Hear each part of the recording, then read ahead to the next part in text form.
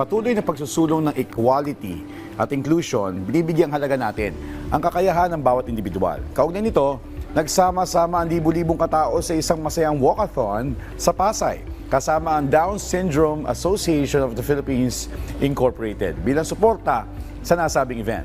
Para sa buong detalye, panoorin po natin to. Sa isang lipunang patuloy na nagsusulong ng equality at inclusion, mas lalong binibigyang halaga ang pagtanggap at pagkilala sa ability ng bawat individual, anuman ang kanilang pinagdaraanan sa buhay. Kaya naman sa ginanap na walkathon sa Pasay, kasama ang Down Syndrome Association of the Philippines Incorporated, libo-libong individual, pamilya, at mga advocate ang nagsama-sama sa isang masayang aktibidad para sa mga taong may Down syndrome. Welcome to the 2026 Happy Walk. This is a walk particularly for inclusivity for persons with disabilities and Down syndrome that we do with the Down Syndrome Association of the Philippines. We do this every year. Makikita sa walkathon ang ngiti at sigla ng mga participants na nagkakaisa para sa isang layuning isulong ang equality, acceptance, at inclusion para sa lahat.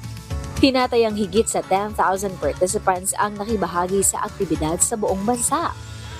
Isa sa mga activities ng Down Syndrome Association is itong Happy Walk.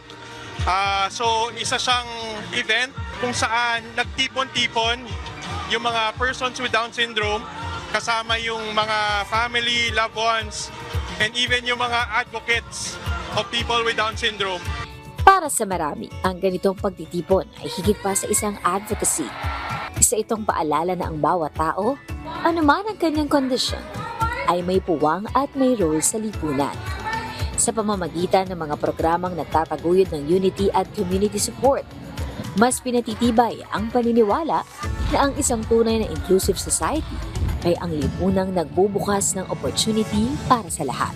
Bilang isang magulang, ang hinihiling ko sa inyo, mahalin nyo kung ano man ang binigay ng Panginoon sa atin. Kasi ito, hindi ito hadlang sa atin na binigyan tayo ng ganitong anak. Dahil ito ay blessing sa ating lahat. Sa bawat hakbang na isinagawa ng mga lumahok, mas napapalapit ang pangarap ng isang lipunang walang maiiwan.